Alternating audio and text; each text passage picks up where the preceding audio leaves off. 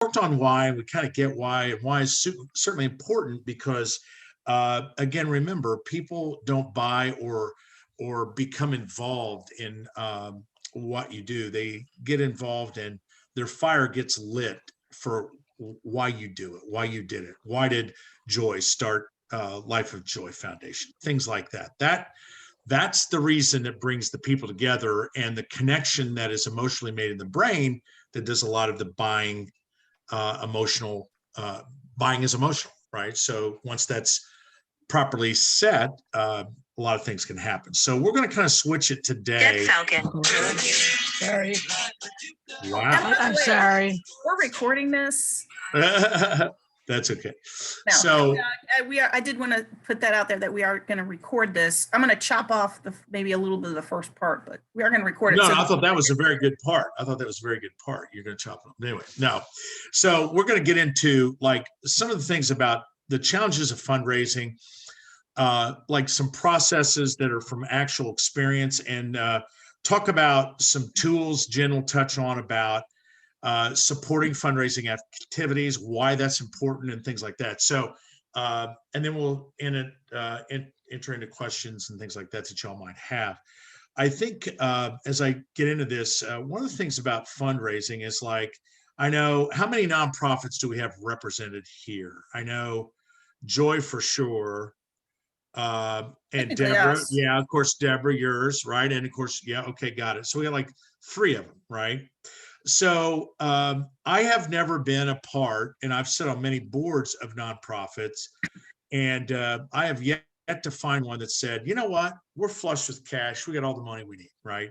Everything's good. I don't need any money. I don't need income. I don't need anything. So that's that. The fact is, everybody needs money, and there's never enough. And you have great ideas, and you need the cash to help fund those activities. Well, to do that, we got to do some fundraising, right? So you got to do one right now, but why are you doing it? Here's what's important, right? So I got a checkbook and I got a wallet. You should think of most people like in that regards, that they're going to get emotionally attached to your organization and want to help you. But unless you articulate the purpose of the fundraiser, right, they're not going to do that. So if you say, hey, we need a fund, and I'll tell you what, I talked with Jen about this. If you're doing a fundraiser to pay down a mortgage, that's not very sexy and people don't really care, right? That's on you, not them. But if you're doing it to expand a service or a program or something like that, or update a dance floor, or build or add on services you're going to offer, they'll emotionally relate to that. And again, but unless you articulate what it is clearly, often, and when I say often, I mean repetition is a very good thing. They got to understand your purpose. And it's like, we're doing this fundraiser because we need to raise the money to do this. I think it's important you keep reemphasizing that to the people. So I would guess, and I'd like to open it up here for the folks that had fundraisers. So Deborah, I know for sure, and Joy. Tell me, what challenges have you found with fundraising? And maybe you don't have it, but I'm interested in like, what your journey has been like. What's your road been like you've walked down when you say, hey, we need money. I guess we need to do a fundraiser. I'm sure certain like words like that came out of your mouth. I'm curious from both of you, just a quick little peek into your world about that. So Joy, why don't we start with you? Sure. Yeah, I mean, for us, it's bandwidth, right? We have so many pieces that we're trying to manage, within the foundation in terms of the programs and the work that we do. So then to try to redirect some of our energy to the fundraising is a challenge. So that's one thing. And as we step towards fundraising, it's knowing what's going to be effective. It's where to put our energies, and how to maximize the efforts that we've decided on doing. So I think those are probably the first things that come to mind. Okay. And Deborah, I know we talked. How about yourself as it relates to your organization? So as far as I can tell, our organization doesn't have like a formal fundraising program or department, which is what I'm trying to develop. But I have no knowledge at all of fundraising professionally like this. So I'm kind of learning it. I'm going to the webinars, I'm learning how to network and things like that. Now, fundraising on a small scale, you know, asking a local pizza shop to donate pizza, you know, for a kid's event, or, you know, get ice cream donated, you know, ask my church to help fund so we can rent a van and take a truckload of kids down to Tennessee for training or something. That I can do. I've been able to do that for a long time. So I'm trying to, so I guess for me, it's a matter of scale. I want to go from that asking people I know really well, hey, can you help us with this little thing we're doing? Bake sales, you know, that kind of thing. I want to go from that to something larger because, you know, how can I help fund this global organization that's in 22 countries? Yeah, right. Okay, and that's helpful. Anybody else, any kind of input? I mean, Jill, anything on your end, or Jennifer, really, you Yeah, too.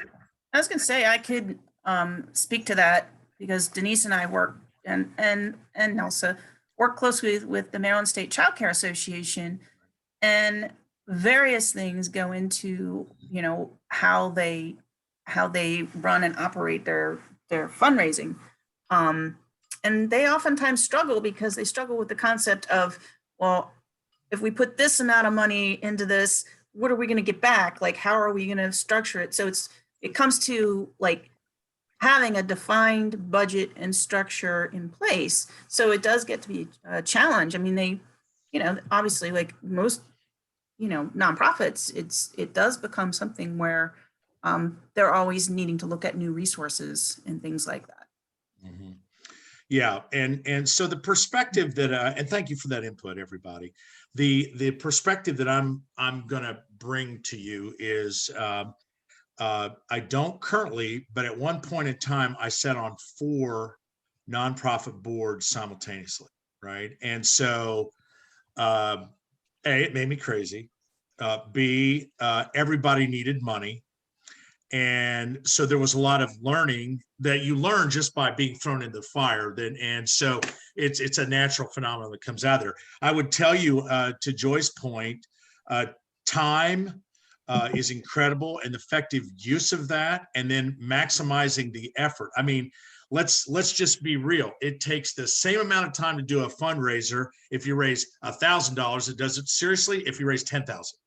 It's the same energy you have to put into that. So you need to make sure, to do a little horse racing analogy, that you're betting on the right pony. You want to make sure you're getting the bang for the buck, or the effort you're going to take. And how do you learn that? You kind of learn it by failure, right? So, you know, failure is not bad. Failure is learning. And here's an example you can see, like a best practice, maybe what worked in one organization, you can bring it to another. So I'm going to endeavor to bring 4 boards that I've sat on, and actually 5 if you consider the chambers. So that's insane. But anyway, the thing that Deborah had mentioned about asking businesses for stuff, to me, asking for stuff is easier than asking for money. There's a big difference, right? Money puts you out there in an uncomfortable zone.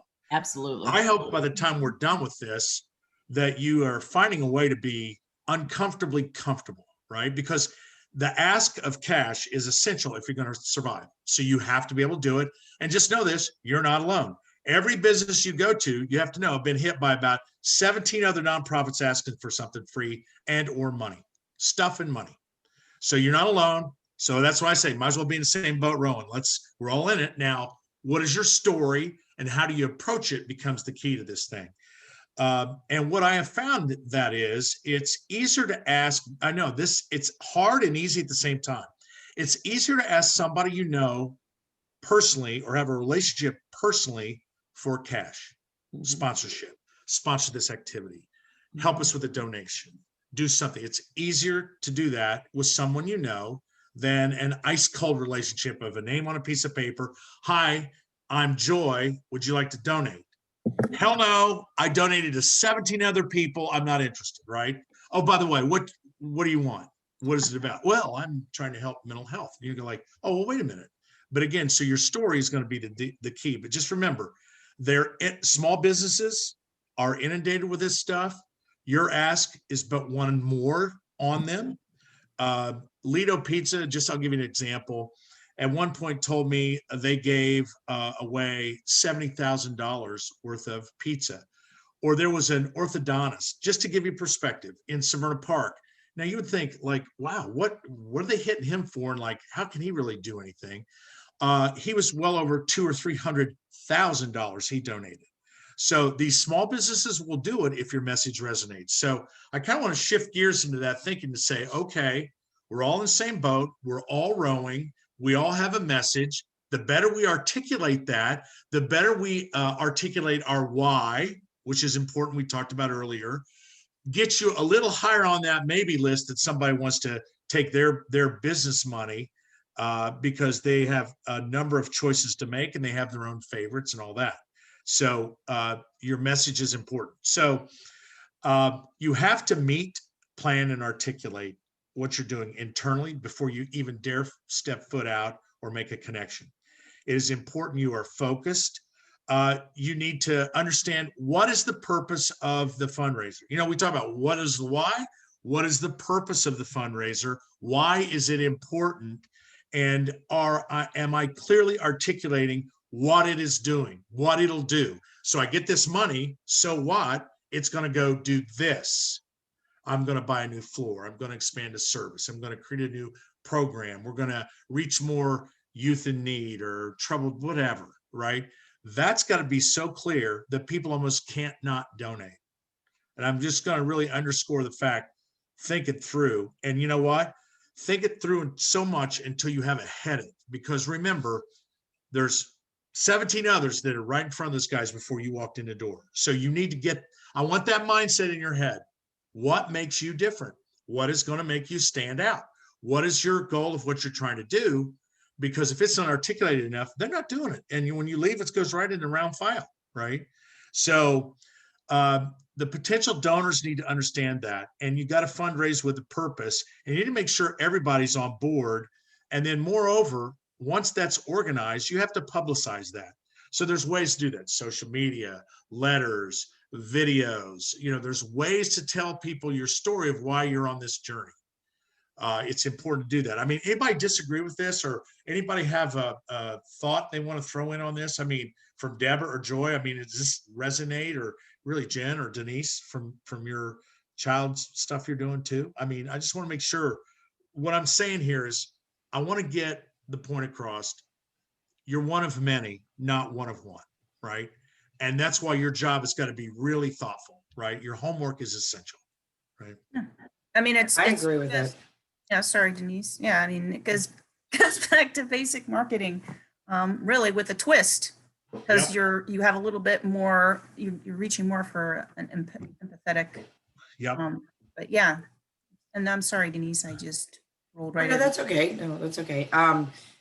You know, so I was on my children's PTA at the elementary school for years. I was the treasurer actually for 6 years. So I was all about, you know, fundraising and moving, getting the money. And that wasn't too hard because a lot of the local businesses had children in that school. So it's a little bit easier. Now, the neighborhood, I'm president of my community association now, but I was the secretary for years. So I've always been part of organizing things.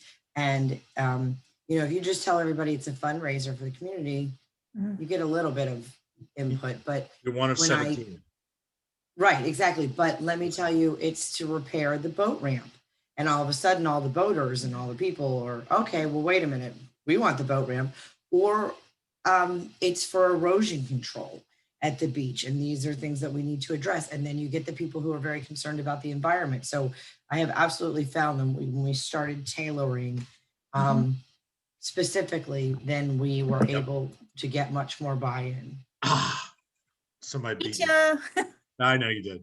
Yeah, no, I agree with that. I think the point is and represented on the phone here, Joy, mental health, and Deborah, feeding, like food pantries and things like that. So it's real easy to remember. You both are, people could say, I donate to SPAN. You know, I check that box, I'm good, right? I don't need to donate anymore because I'm already helping pay utilities and food and all the other stuff, right? And to Joy, there's plenty of mental health services and things like that are out there, right? And that's not I'm not trying to discredit efforts. Please understand. I'm just trying to really drive home a point. You're one of many that does this, right? So now your hook, your reason, your why has got to be so freaking compelling that they're going to say, yeah, I want to help that. So that's the messaging piece and the messaging piece on the fundraiser. So I just want to make sure we all get that, right? Now, I'm going to throw something out here too that I think is important, because once you publicize it and you know what you're doing, in your planning purposes, I personally believe you guys have boards. So Deborah, you have a board. Joy, you have a board. Deborah, you have a board to a degree, or it's emerging, right? As I understand, right? All right. What's in, and I know Jennifer and Denise, you're the board, you guys got a board of members of this child organization that's been around for a while. The one thing that's important is we could get really self-serving. And what I say about that is we kind of put the blinders on and we're like, well, okay, our board here, and we're looking at our cause, and that's kind of it. And I'm saying, you know what? Here is a tip. Write this down. I want you to think about this.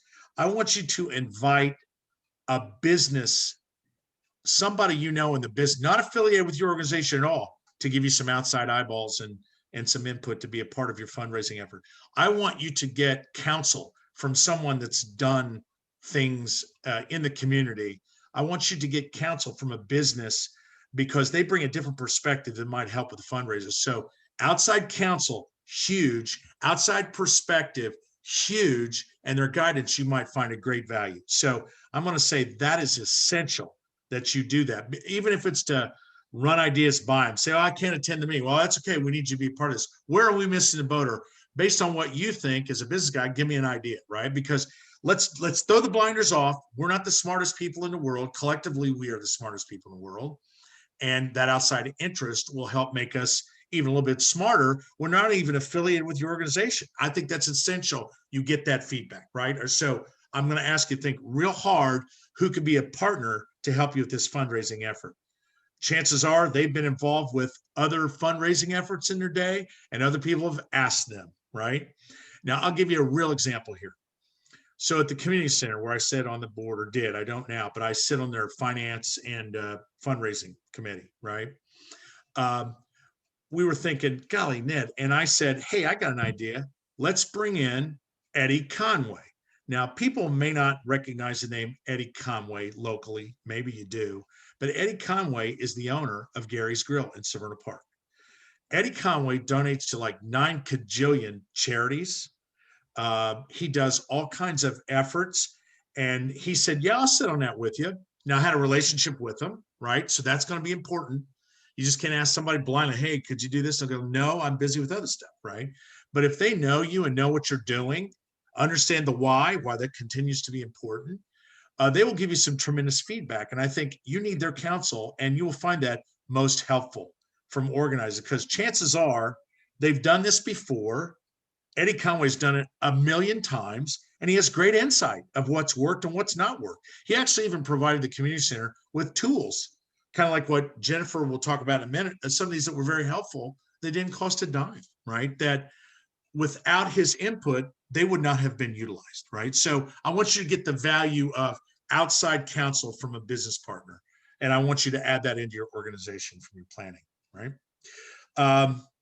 You also, from a fundraiser, need to plan your targets, right? So a military operation doesn't put bombs on a plane and say, okay, well, goodbye, good luck, go out there and drop them somewhere, right?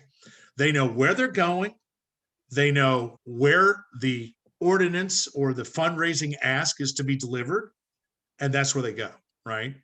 And they've got the homework, and they've rehearsed this, and they understand the messaging, they understand the purpose, so they can articulate the ask very, very well. So I want you to plan targets. I want you to plan how you're going to do that in advance, right? And that's essential. I think it's very, very important that I think a lot of people fail in this area. Again, I would ask Deborah and Joy and Jennifer and Denise, from your perspective. And Victoria, I don't know if you were a part of a nonprofit, so I'm not trying to eliminate you from this discussion. If you're involved, I want to know.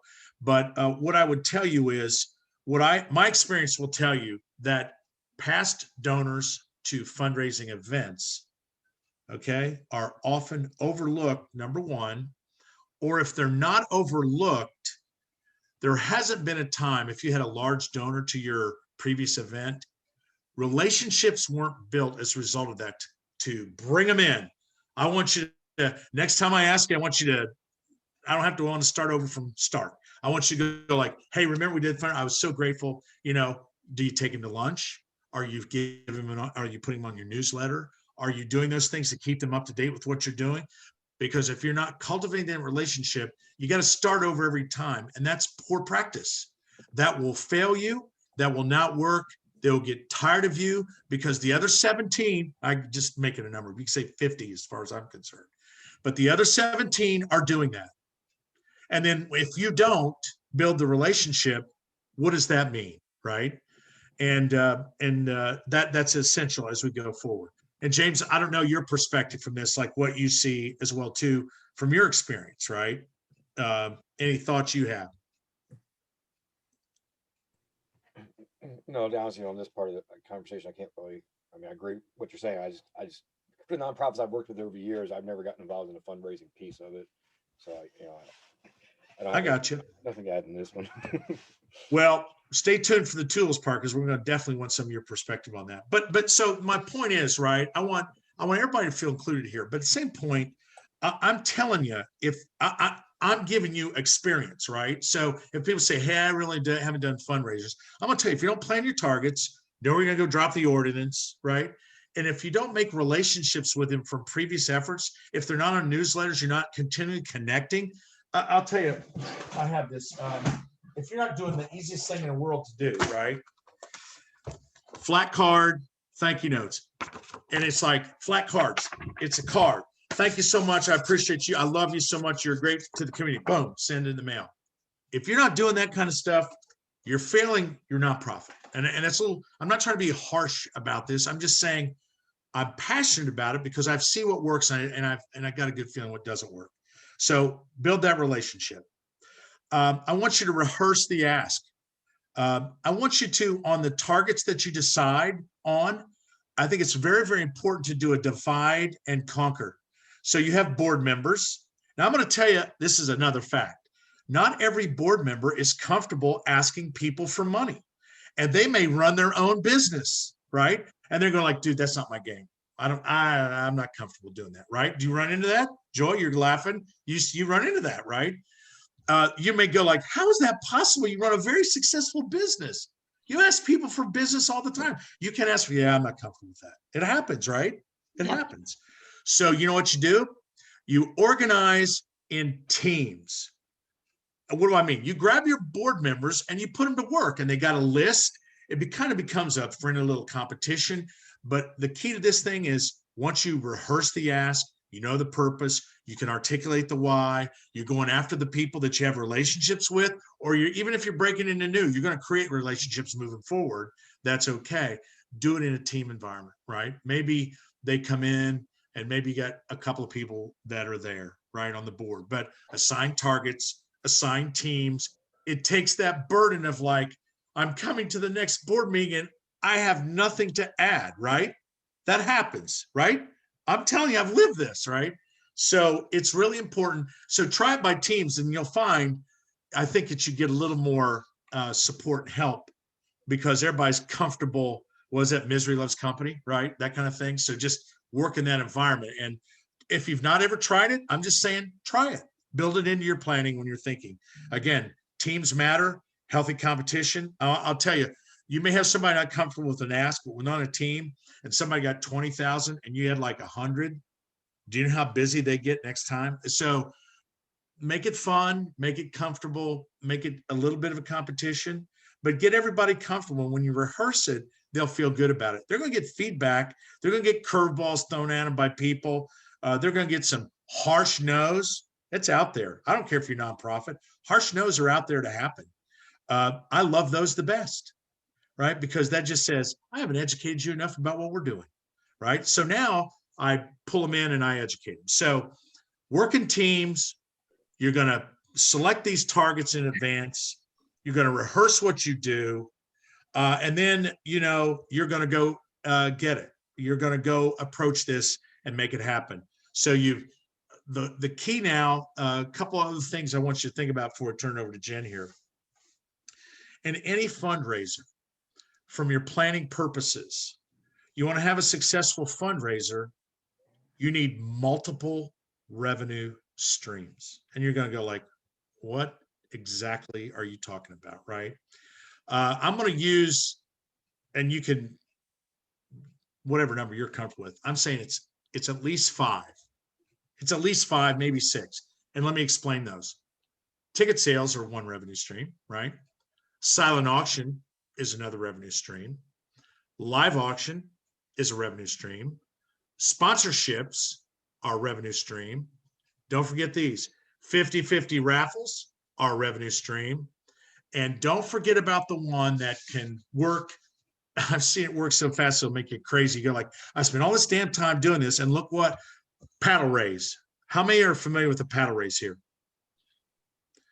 All right, a paddle raise is, and I'll tell you my experience from a successful way to do this. A paddle raise is you throw out a number, your MC or whatever, say it's time for the paddle raise, and it's a fast fundraiser. And what you say is everybody has a number on their paddle, right? And what happens is you would say, all right, and I would say be aspirational. You know, if you don't think big, you know, you're not going to get anything, and you'll be surprised. I'm going to start the paddle raise because we're so passionate. $10,000. Who wants to give me $10,000 right now? Right? Raise your paddle. Right? And I'll tell you what, Joy, I'd look at you right now and say, whoa, would you freak out to do that, to say that to your group? Or Deborah, would you freak out to say $10,000? Right? Right? I get the right people in the room, I'm okay. What's that? Say that If I again? get the right people in the room, I'd be okay. Right, but I'm saying, Where are but, they? but hold on. So that's so funny you say that. And I'm going to give you a key to life here, right? This is a lesson. I want you to please remember this. Do not put your head in the wallet of a potential donor because you don't know how you've touched them. So you can look at the room and say, there's nobody here to give me 10,000. Don't you dare think that, right? Don't You need to think everybody in there, if I've done my job, is going to be on and understand my mission and want to try to help in a big way, because you never know what they're looking for, right? So a paddle raise is the 6th fundraiser, right? 10,000. Okay, nobody 10. You know what? 7,500. I'm telling you, there's levels there. 5,000. I want you to do these things, right? 2,500. Somebody's going to find their comfort level and say, I'm in, right? I'm in. And you take it all down, and you can go down to $100, and you'd be surprised. And I'll give you, this will be a shocker, right? But I have seen multiple 10,000 paddles raised in a room. I've seen many $100 paddles raised. And I'm going like, oh my God, all this work, we went out and killed herself. And I got like $10,000 and $100 sponsorships. It's crazy. Add a paddle raise to your deal and just say it's part of it if you got a live auction. So those fundraising things are from my experience, and they all work. And when I'm saying a 50-50 raffle, you know, there's pressure on a person that wins the 50-50. A fundraiser I did, the 50-50 raffle was $3,000. That was what it was to the person. Now you do the 50-50 all event long, and it's the last thing you do because you want to be raising money, and you got to have the right personality doing that. But then when it's like your take is $3,000, and we pulled the winning ticket, and the winning person came up, and you know, I have humiliated people on the 50-50 say, you know, you just get the notoriety that you want it. That's right. You're going to give it back. Most are compelled to do that because that's a way that, think about it, they are giving without really out of their pocket, right? But it's a way that the entire crowd will fall in love with, right? And people will do it just for that, right? So I want you to not forget the importance of that as a fundraiser. If you wrote all those down, I want you to remember every one of those, because those multiple streams are the key to success. Lastly, as we talked about, you got to recruit your board members. You got to rehearse the ask. You got to make it fun. You got to make sure there's purpose and it's articulated and everybody gets it. The last thing I want to say before I turn over to Jen is what I see the biggest failing in nonprofits is the top of the organizational chart is busy being busy, right? They are not taking time out of their work day, work week, work month, whatever, to donate that time to cultivate those relationships that we talked about earlier. And if you're not doing it, it's a recipe for failure. And if you want to have successful fundraisers, you got to get out and meet them. You got to write the thing. A thank you note almost is like easy now. And if you send a thank you note by email, I don't like you, right? Because anybody can do that. We get 9,000 emails and it's but one more. And many times it's a delete before read. Yeah, I know they're probably thinking, I delete it, right? But if you send me a very thoughtful written card, I think you're the greatest thing ever, because they don't come very often. How many of you received a written thank you note this week, last week? None of us. You did. No. All right. Okay, fair enough. But Look, they're okay. I've seen that on me. But I'll tell you what, would you not agree? You got more emails than thank you notes, yes. right? I save these. I have a drawer where I put these Yeah, in. right. Oh, yeah. See, and so you write them. Don't I discount the usually- value of that, but don't discount getting out of from behind your desk and getting out and interfacing and eyeballs on people. And COVID is lessening. And I realize you still got to be careful. And I'm espousing caution in everything we do for protocol. But you know what? Build the damn relationship and get out of your ivory tower and go see people, right? Because that's important to do that. So I just want to make that clear. So I'm hoping you kind of got that from me about planning, making it a team event, define your purpose, rehearse your ask, go for it, do all those things. Revenue streams, you got to have, I want you to think of 6, right? 6. And there might be even more, but the more you have, the better, right? And I want you to think about all that. So with that, I'd like to throw it over to Jen, and Jen's going to talk about different tools to support the activity. So Jen? Where's my football pass? No. There you go. All right, cool. Okay, so I'm Jen Triplett from Tree Branch Group. And what I really wanted to talk about today, and Denise can chime in and Nelson can chime in too whenever they want to interrupt me. It's totally cool. Apparently I interrupt them. So what I would like to talk about today is something that we are passionate about, and that's encouraging especially nonprofits and small businesses that are just starting up or struggling to really utilize the tools that are out there that are the most efficient and most effective. And one of those tools is WordPress. We've been specializing in WordPress for about 11 years now. It is truly a tree. You start off with basic, and then it can grow into many, many branches and reach out to many, many avenues and directions. You can push out social media from your website. You can push out sales and fundraising from your website. You can even integrate Zoom calls or webinars, live webinars into your website. And that allows you the ability and power, really, to bring in all of your sales elements into your site. So they're just sort of coming from your site, and that's where your funnel sales, for lack of a better word, can occur. So I do want to show you something that we just recently put together for a company or a nonprofit. And it is a raffle, and it's through their WordPress site. This is where they also collect their membership for the organization as well. Let me just share my screen to give you an idea of what I'm talking about. So what this is right here is WordPress, and it's through the e-commerce, Woocommerce. We basically set up a system. I should say Denise actually developed that system through Woocommerce that allows them, there's more than this, just this, that allows them to do during their conference, which is next week, to start early and doing early sales for raffle items that companies are donating. So they have a large sum of donations. We basically uploaded the information about them and put into place the payment process, et cetera. So we have people bidding right now and buying tickets for these items. And the event hasn't even started yet. So why couldn't you just do that throughout the year, right? If you put something like this in place through your website, WordPress, namely, that could be maybe a once a month raffle or once a quarter raffle, It could even be a 50-50 raffle, which this does actually have as well, where you can buy $2 tickets. We've had people buy at least, I think it's between $300 and $800 in one purchase online for these items that are on this website. So this really has worked, and it's just basically returned the value, because to set this up was, I don't know, it's about $300 a year for the actual software. The work and labor to set up was about $250.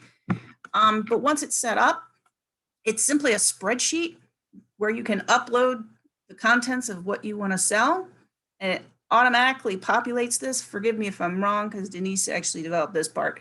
It automatically populates the products, and all we need to do is go in and insert the images and make a few tweaks here and there, not much beyond that. And of course, integrating it into the payment system, such as PayPal or credit card. So it really is sort of, if you think about it, a no-brainer and a simple investment that's already has given them a return on the value of this product.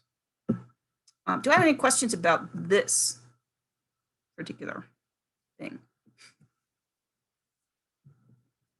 No, no brainers. Okay, that's cool. So this is WordPress, it's Woocommerce.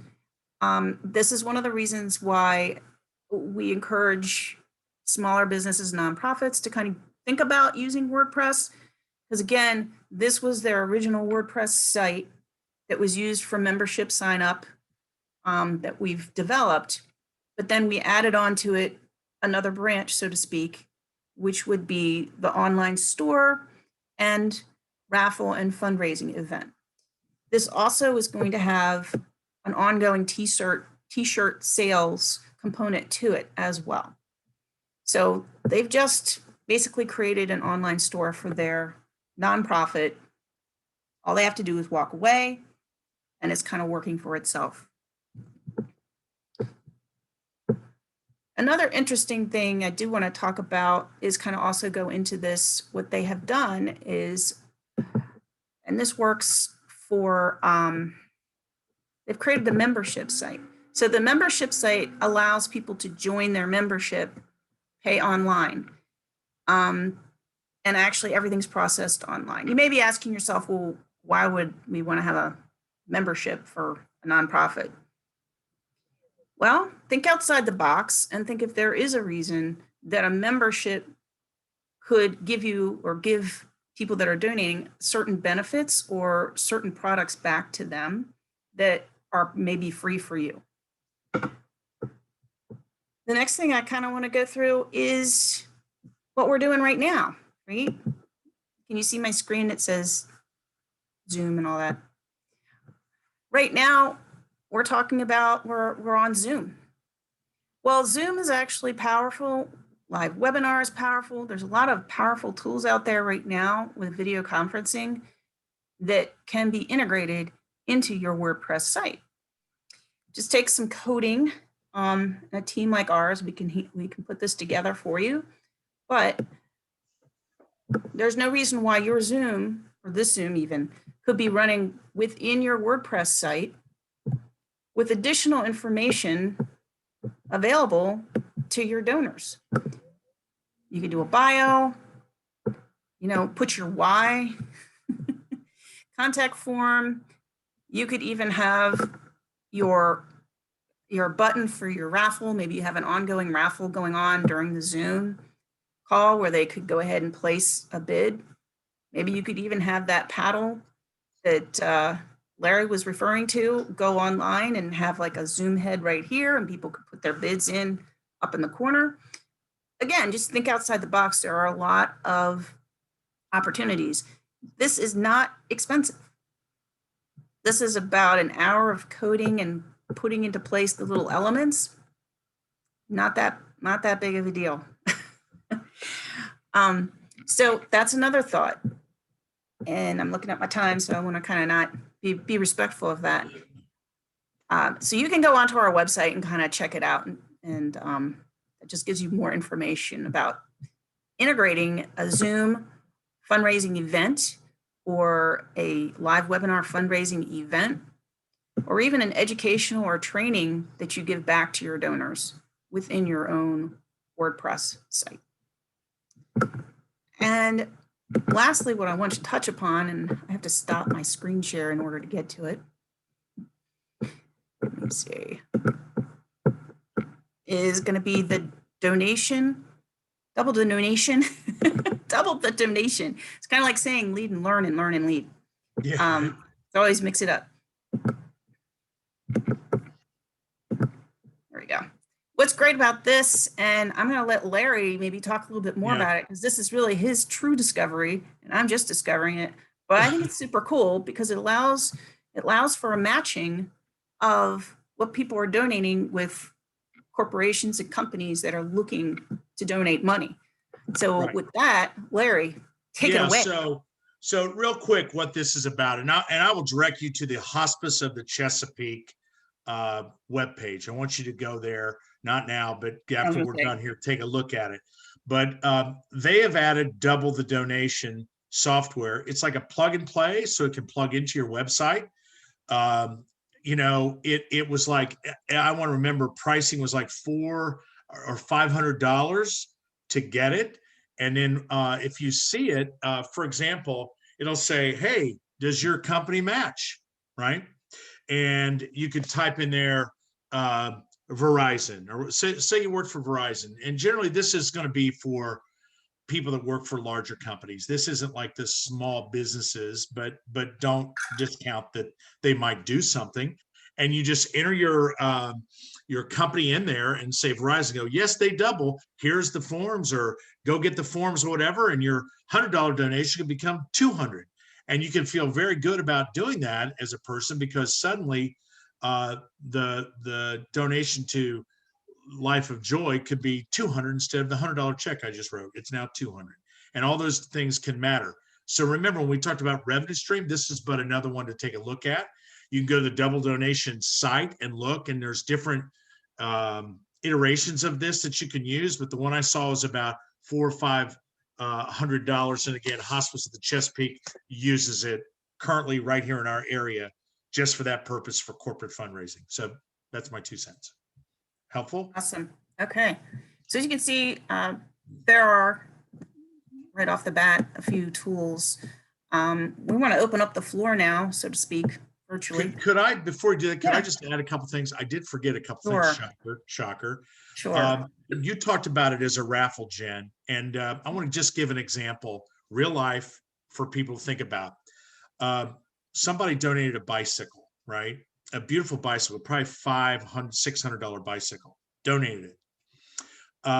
We were going to put it in a silent auction.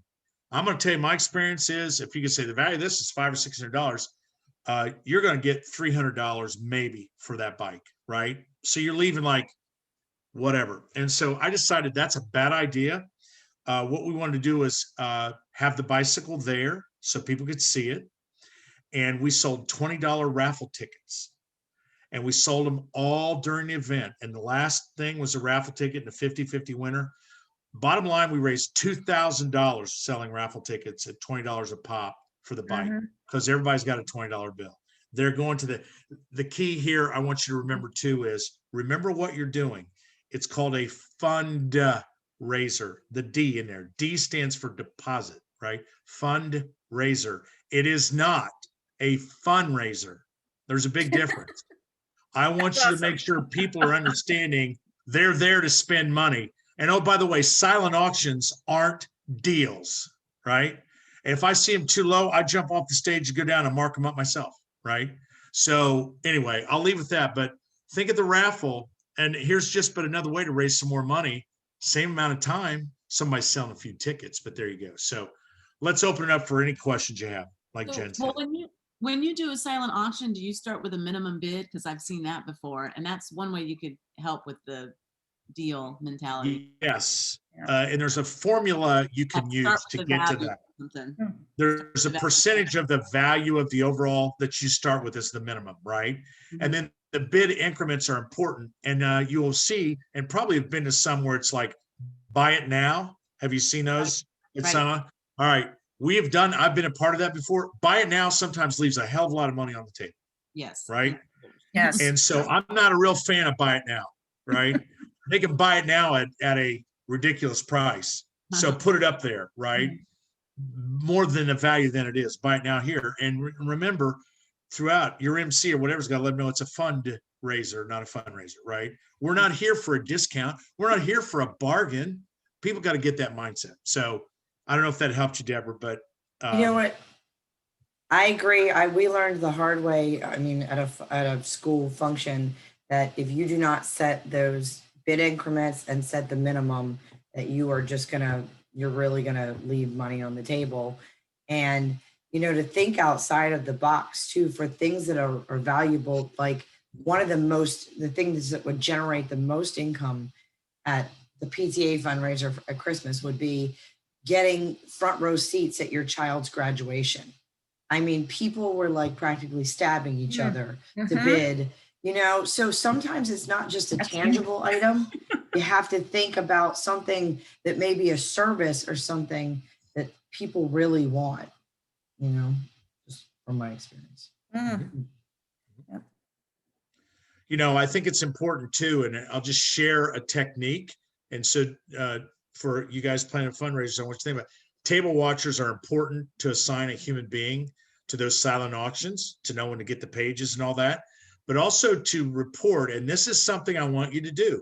They need to report the competitive activity going on. So if there's generally always one or two that are incredibly, people are almost fist fighting to be the last one, or you'll see them like a minute to go and they're like, it's the best basketball Indiana Hoosier blockout possible known to mankind. We've all seen it, right? This behavior. I have a solution for that I'm going to take forward to you. We saw something bid up. I think it was a kitchen design, and people were fist fighting. It was ridiculous. And so it's like, got it. And we pulled the bid. And so that nobody was angry, I said, we're going to turn this into a live auction. Could I have Joy? Could I have Nelsa, the two people that bid on this? Okay, Nelsa, Joy wrote $500 for this, so it's $550 to you. I'll do $550. Joy, back to you. Yeah, I'll do $600. Nelsa, back to you, $650. And we get a winner, but they all know they had a chance and didn't get blocked out. So I'm going to say incorporate that, right? Incorporate that into your fundraiser. Turn it into live auction between those two out there in front of everybody.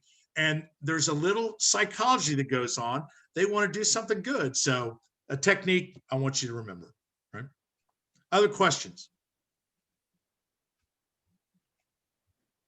Yeah? Going once, twice, three times. Any thoughts? I will ask you this. Was any of this what Jen and I and Denise and everybody, did you find value and was this helpful? Did it help you with anything in terms of your mind thought? And if so, what was it? I'm curious to know. I think for me, it's like I've heard pieces of these different things before, and I think it's keeping it really simple, but just being very intentional about everything, I think is really the biggest part, and not getting so complicated, but just doing the little things that are gonna foster the relationships and that are gonna get people excited and pull on the heartstrings. I think is like, I just messaged Victoria and I was like, because she sits on the board for Life of Joy. I don't know if Larry.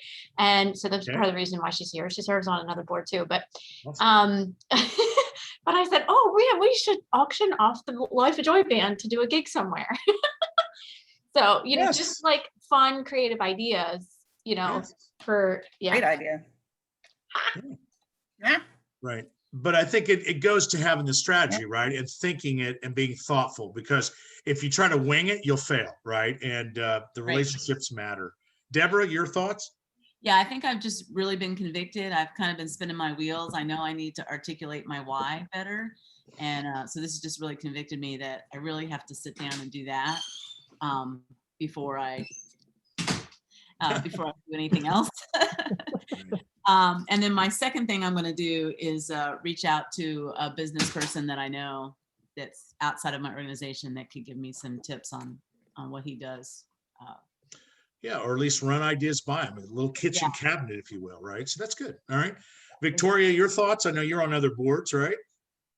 Yeah, but I'm on another board that we are just a membership organization, so we do zero fundraising. And so it's been great doing with Life of Joy, but I liked the paddle raise idea. I think that is brilliant, honestly, because I think even if there's not a tangible item in the live auction, people just, and especially when the alcohol has been flowing a little bit by the end of the night. You do it at the end of the night. That's exactly Yeah. right. Yeah, that I think is brilliant. Always include alcohol? Is that what I'm hearing? Totally, 100%. Alcohol is essential element, right? But I want you to get the mindset right. People that are attending your fundraiser are there to help, right? So your message and your passion to what you do has got to be so on point. They're there to give you money. You got to understand that. And I think, Victoria, to your point, there may be something they go like, I don't want any of this in this silent auction. Those live auctions don't do anything for me. What do I do? Well, the paddle race gives them an avenue to help, right? So don't ever discount the paddle race. And it takes guts to get up there and say, who wants to give me 10 grand? I'm gonna tell you, start high, right? Start high, right? Other questions or thoughts and feedback, Jen or Jill, anybody, Nelson, James? It seems like it's the shoot for the moon, and at least you'll hit a star when you're negotiating like that. It's great. Yeah. I can see a lot of things we can do, Jen. Oh, boy. Well, I'm on the board for Bonnie McLeod is starting a private dog park, and it's going to be a nonprofit. So I'm on the board with that. But I worked with Rude Ranch for 18 years, and they're some of the smartest nonprofit people I've ever been around. They're handing it off now because they want to retire, but they started Rude Ranch. They fundraised for that. They built the spay neuter clinic in Davidsonville and fundraised for that on their own because no other groups would go in with them. And it's become very, very successful. So I'm trying to bring Kathy Rude into the dog park meetings so that she can help us because she's very creative, very smart, and it's been an eye opener for me. I've learned a lot from it because you see a lot of nonprofits, especially animal ones, that come and go, and they've been around for probably 30 years. Yeah, and started, but they do a lot themselves. They've learned to be their own creators, and I think that's really helped.